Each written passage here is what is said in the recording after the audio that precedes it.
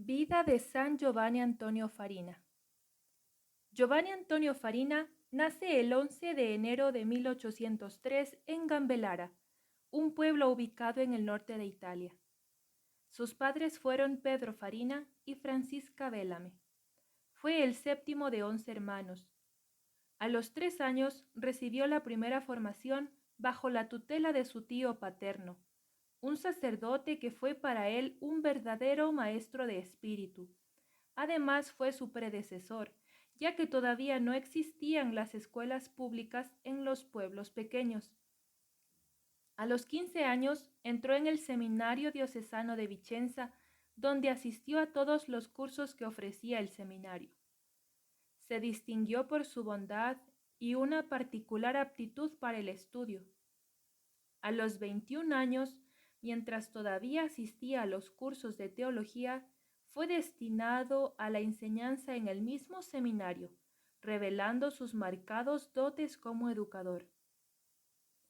El 14 de enero de 1827 recibió la ordenación sacerdotal y poco después obtuvo el diploma que lo habilitaba a la enseñanza en las escuelas primarias.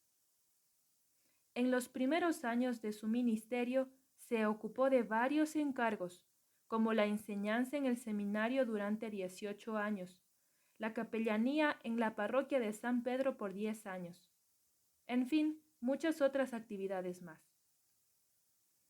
En 1831 dio inicio a la primera escuela popular femenina, y viendo esta necesidad, en 1836 fundó el Instituto de las Hermanas Maestras de Santa Dorotea, hijas de los Sagrados Corazones, congregación de maestras de auténtica vocación y consagradas al Señor, decididas totalmente a la educación de las niñas más pobres.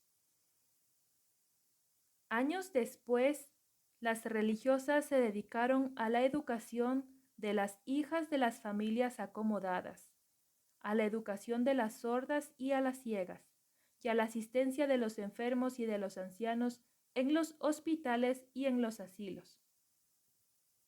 La regla por él redactada permaneció en vigor hasta 1905, año en el que el instituto fue aprobado por el Papa Pío X, el cual fue ordenado sacerdote por el obispo Farina. En 1850 fue nombrado obispo de Treviso y recibió la consagración episcopal el 19 de enero de 1851. Los 10 años de su episcopado en Treviso fue marcado por el sufrimiento, debido a cuestiones jurídicas con el cabildo de la catedral.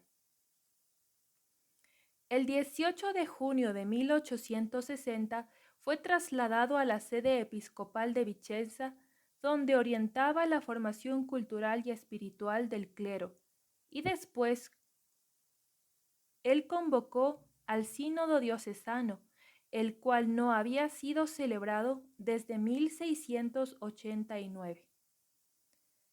En su visita pastoral, a veces recorría kilómetros para poder llegar a los pueblos de montaña, que nunca habían visto un obispo.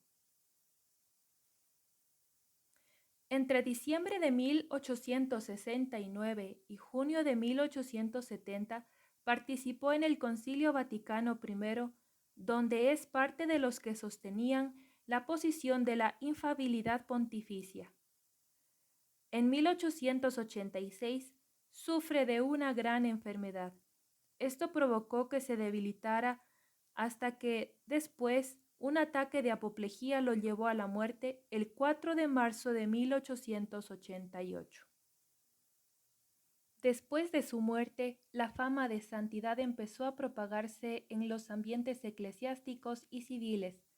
En 1897 se comenzó a recurrir a su intercesión para obtener gracias y favores del cielo.